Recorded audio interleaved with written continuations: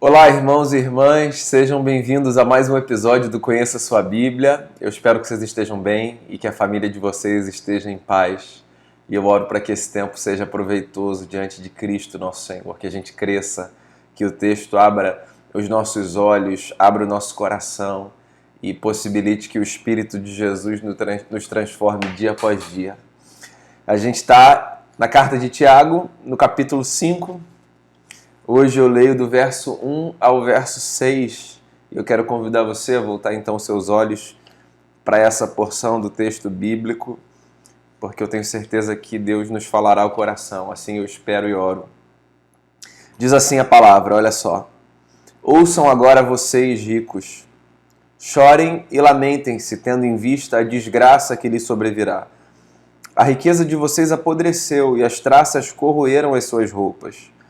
O ouro e a prata de vocês enferrujaram, e a ferrugem deles testemunhará contra vocês, e como fogo lhes devorará a carne. Vocês acumularam bens nesses últimos dias. Vejam, o salário dos trabalhadores que ceifaram seus campos e que vocês retiveram com fraude está clamando contra vocês. O lamento dos ceifeiros chegou aos ouvidos do Senhor dos Exércitos.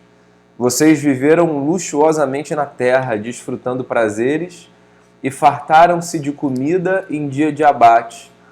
Vocês têm condenado e matado o justo, sem que ele ofereça resistência.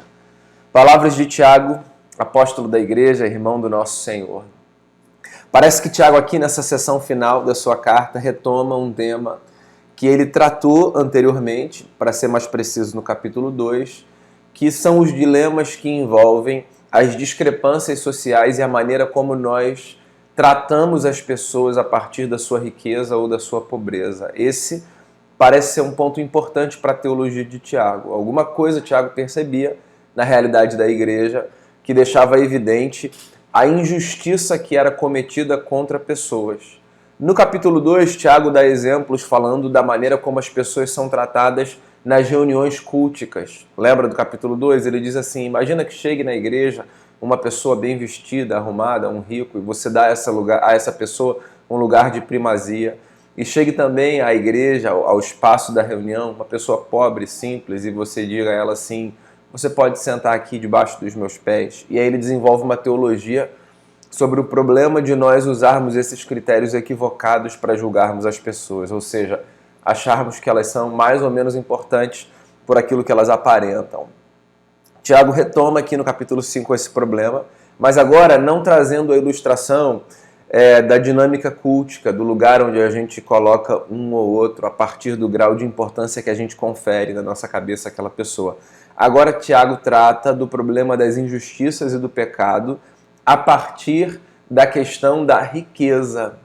Pois é, o tema da riqueza é um tema que aparece nas páginas do Novo Testamento mais do que a gente gostaria ou imagina.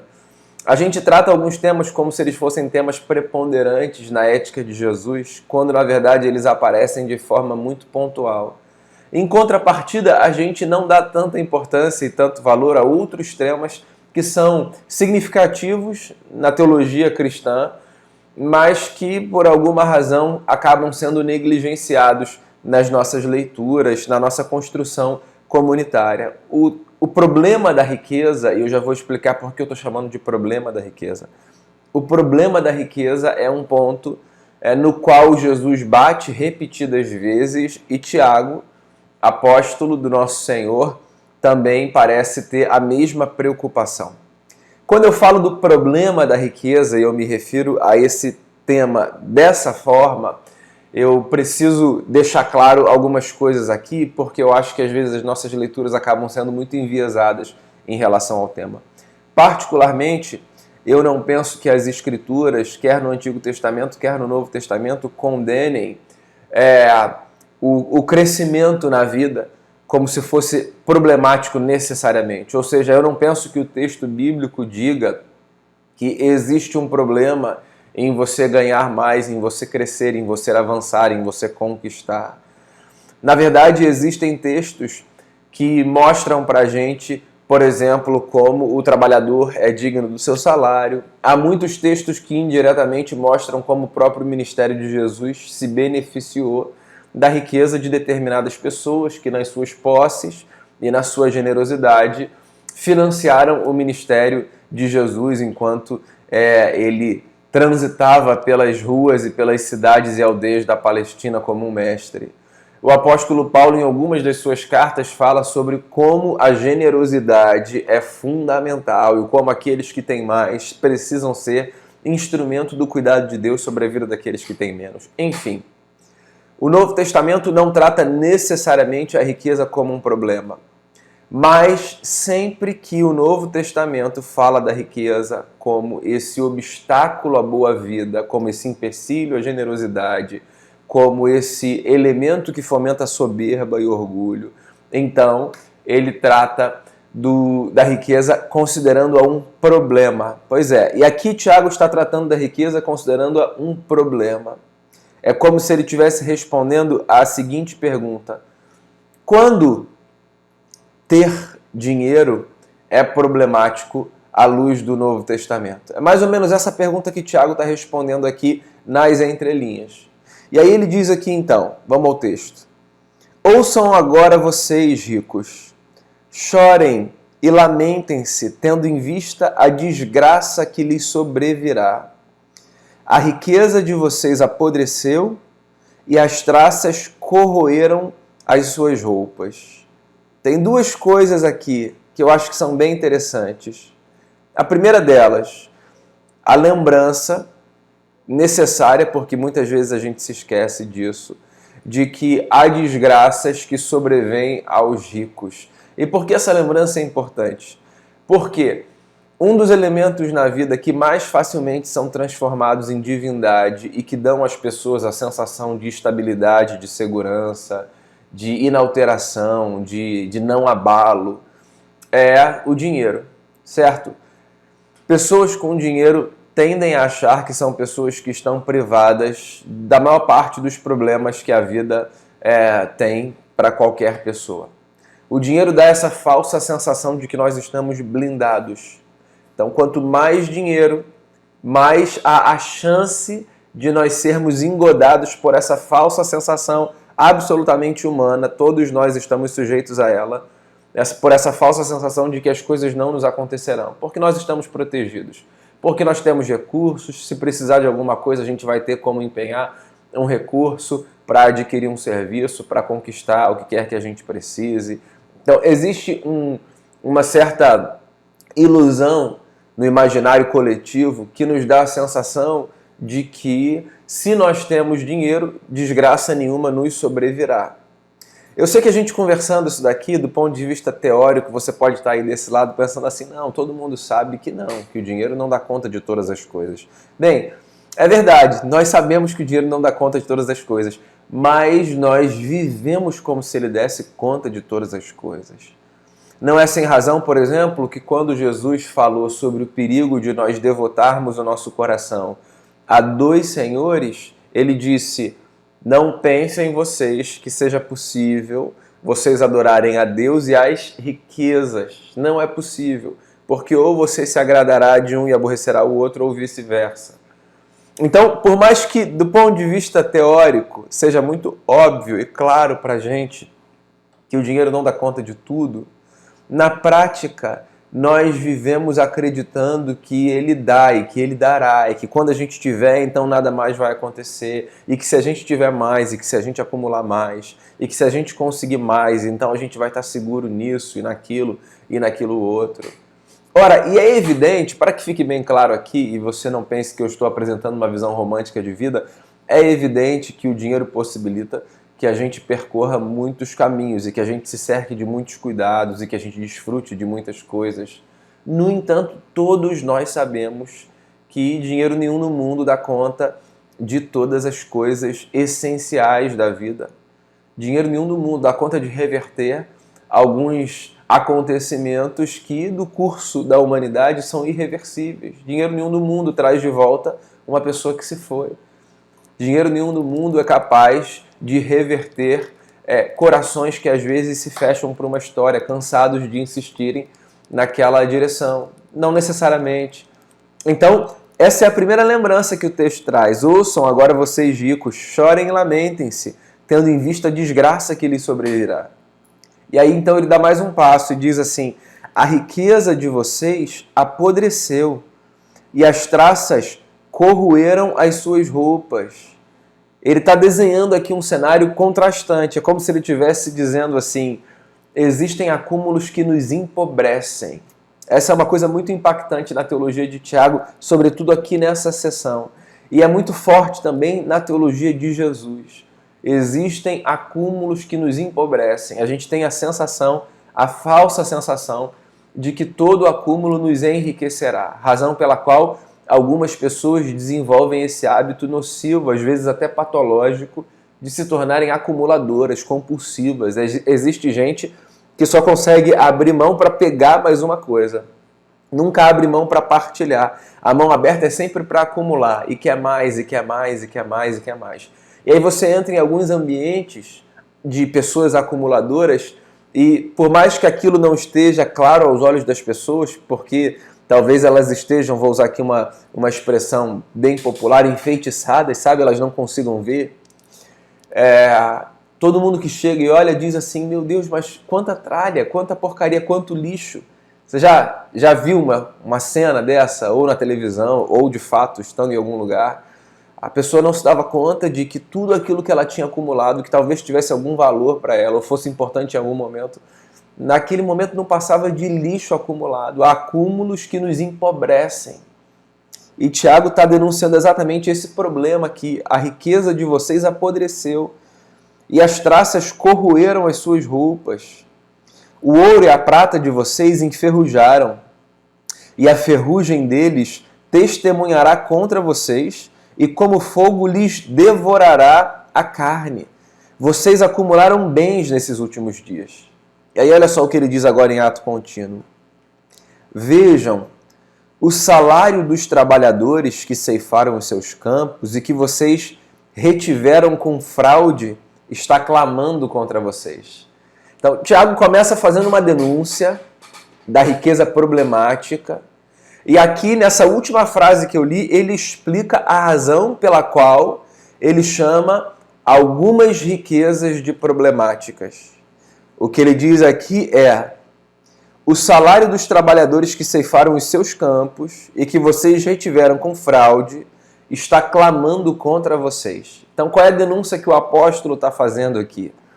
O apóstolo está dizendo aqui que pesará contra o acumulador toda riqueza que é adquirida como resultado da opressão e da violência contra aqueles que deveriam ser abençoados e que deveriam desfrutar da partilha pelo trabalho que prestaram. Tiago está fazendo uma denúncia séria aqui. O que ele está dizendo é: você acha que você passará incólume por essa vida se você, ao acumular para si em detrimento do que você deveria, por justiça, possibilitar a outros que participam daquilo que você faz? Essa é a denúncia que ele está fazendo.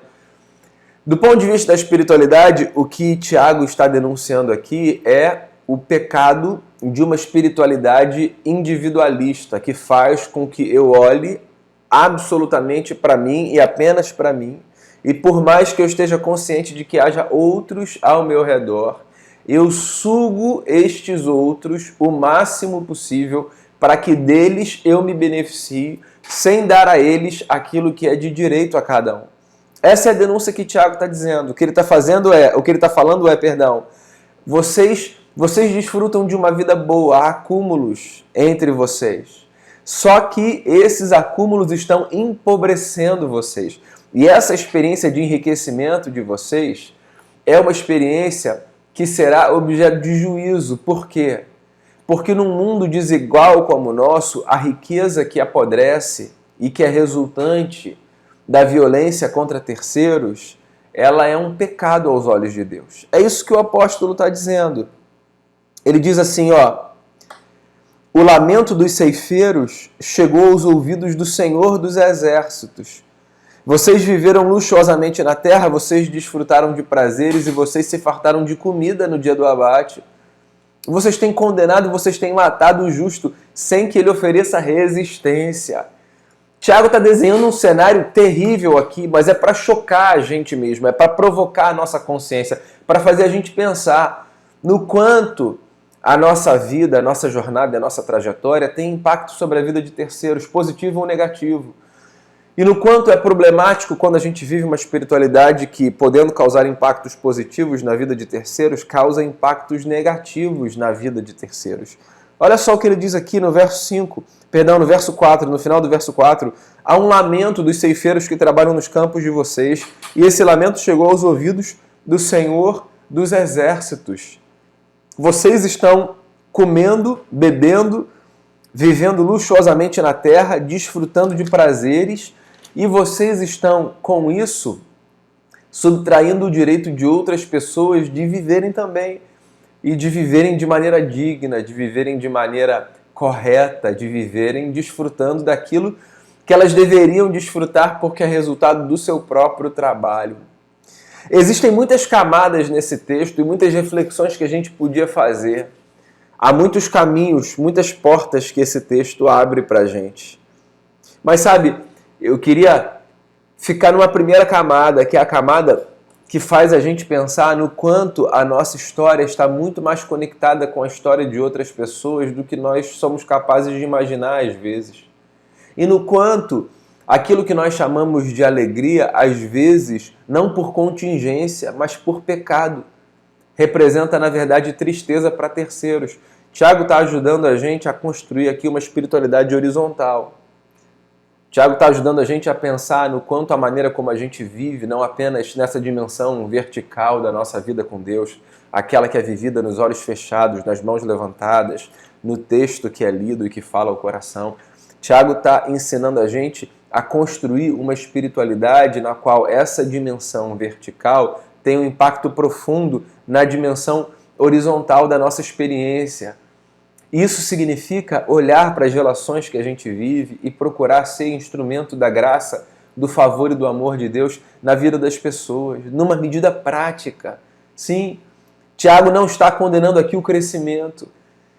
Desejo eu que todos nós cresçamos na vida de verdade. Desejo eu que todos nós alcancemos novos lugares e desfrutemos de novas possibilidades, realizemos novos sonhos. Desejo mesmo, do fundo do meu coração. Mas eu desejo que a gente trilhe uma jornada na nossa história em que isso seja feito sem que a gente precise financiar com a nossa alegria a tristeza de terceiros. Sem que a gente caia nessa estatística angustiante e infernal de sermos esse tipo de gente cujo acúmulo fez empobrecer. Pois é, você já deve ter convivido com pessoas assim. Pessoas que viviam de uma determinada maneira e que tinham um certo coração, ou pelo menos essa era a análise que você fazia delas quando você convivia com elas. E aí elas foram desfrutando de novos bens e de novas possibilidades e foram galgando novos espaços e foram ocupando outras posições. E aquilo foi corroendo o coração. E quando você se encontrou com essa pessoa novamente, você teve a sensação de que aquela pessoa que você um dia conheceu era radicalmente diferente da pessoa com a qual você se encontrou naquele momento. E aí você fez aquela constatação triste que muitas vezes nós fazemos, que é: mas como mudou? Como permitiu que isso subisse a cabeça? É o que a gente costuma dizer, né? Pois é, porque às vezes essas experiências de crescimento, elas desconectam o nosso pé do chão da história e elas fazem com que a gente se julgue mais importante. E elas nos cegam para as realidades, e eu não estou falando apenas das realidades distantes. É muito comum a gente ouvir uma fala como essa e pensar, por exemplo, nos rincões do mundo, nos lugares com os grandes bolsões de pobreza, sabe? E a gente vive aquela crise de 5 minutos que fala assim: nossa, eu estou aqui comendo nesse restaurante, e lá não sei aonde, no outro lugar do Brasil, ou mesmo na minha cidade, a alguns quilômetros daqui, tem pessoas passando por essa e essa situação. Eu chamo isso das crises dos 5 minutos porque são aquelas crises impactantes, resultado de alguns confrontos que a gente sofre, mas que logo vão embora.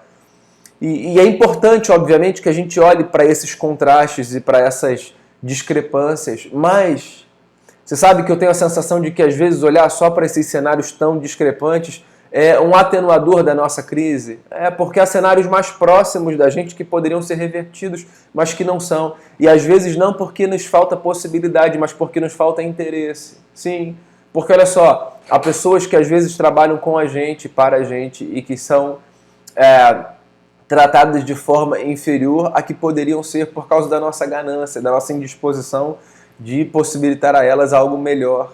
É muito comum esse cenário se manifestar, certo? Pessoas que estão diretamente no nosso entorno. E assim, eu não estou falando apenas de pessoas que poderiam ser alvo da nossa caridade, da nossa generosidade. Eu estou falando de gente com quem a gente trabalha, mas para quem a gente olha a partir da perspectiva do qual vai ser o mínimo necessário, o mínimo possível que eu posso oferecer para essa pessoa, para tirar o máximo necessário. Ou seja, como é que eu posso pagar menos para essa pessoa, possibilitar menos para essa pessoa e me beneficiar o máximo para que eu tenha uma margem muito maior. Esse pensamento é um pensamento muito mais importante de ser confrontado, porque a resolução desse problema está mais perto da gente do que a resolução do problema dos grandes bolsões de miséria no mundo. Entende do que eu estou falando? O que Tiago está dizendo é que a gente precisa pensar uma espiritualidade que nos livre de sermos esse tipo de gente que faz com que a sua alegria seja financiada pela tristeza de terceiros. O que Tiago está dizendo é que a gente deve se livrar desse tipo de jornada que nos transforma em acumuladores que empobrecem. Esse tipo de gente que faz perceber que o enriquecimento que se vale da opressão e da injustiça não é abençoado por Deus. Tiago está fazendo a gente olhar para a vida como assim uma grande teia de relacionamentos. E está fazendo a gente pensar, cada um na sua própria história, de tal forma que, no que depender de nós, os avanços que nós construímos não sejam resultantes da diminuição que às vezes intencionalmente a gente provoca sobre terceiros. Esse é o capítulo 5, do verso 1 ao verso 6. Tiago dizendo, cuidado, há um problema na riqueza. Cuidado, ouçam agora vocês ricos, chorem e lamentem-se. Por quê? Ora, porque é possível que vocês estejam entre aqueles que, em desfrutando de muito, na verdade têm cada vez menos. Porque, ainda que cercado de bens e de possibilidades, diminuem a cada novo passo que dão. Porque dão um passo às custas da vida, da saúde, da dignidade de outras pessoas. Tiago está ensinando a gente de forma dura, porque o texto de Tiago é um texto pesado. Ele está ensinando a gente de forma dura a nos empenharmos no exercício de uma espiritualidade generosa e responsável. Que a gente faça uma reflexão a partir desse texto. A carta está acabando, ainda há 2 sessões aqui, agora mais leves, mas a carta está acabando com uma provocação muito intensa. É Tiago fazendo a gente olhar para a vida e nos lembrando que nessa vida a gente pode crescer sem que isso nos diminua por dentro. E esse é o desejo do meu coração, sinceramente, por mim, por você, por todos nós. Eu desejo mesmo que a gente cresça. Eu fico muito feliz quando eu vejo as pessoas avançando, quando eu vejo as pessoas galgando novos espaços na sua carreira, na sua vida, desfrutando de novas possibilidades. Eu fico muito feliz quando eu ouço pessoas na igreja dizendo assim, isso aqui eu não pude proporcionar para os meus filhos, os meus pais não puderam proporcionar para mim, hoje eu posso proporcionar para os meus filhos. Ou então, isso aqui antes eu não podia proporcionar para os meus filhos, agora eu posso. Eu fico muito feliz mesmo quando eu vejo isso acontecer. Mas eu fico mais feliz ainda quando essas experiências de crescimento não nos diminuem. Nos fazem, ao contrário, sempre lembrar quem nós somos. Todos somos o que somos como resultado da graça de Deus. E todos iremos mais longe quanto mais nós nos abençoarmos e nos ajudarmos no curso da nossa jornada. Bem, eu espero que você fique bem, que você fique em paz. Eu espero que o texto continue a falar ao seu coração. Volte ao texto, volte à carta de Tiago. A gente está fazendo essa leitura continuada, pausada, comunitária. Volte aos capítulos pelos quais a gente já passou, faça as suas próprias leituras e veja o que mais Deus fala ao seu coração. E eu espero que a gente cresça na graça e no conhecimento de Cristo Jesus, o nosso Redentor, o nosso Salvador. Até o nosso próximo encontro, na segunda-feira da semana que vem. Eu espero que você tenha uma semana muito abençoada. Tchau, tchau.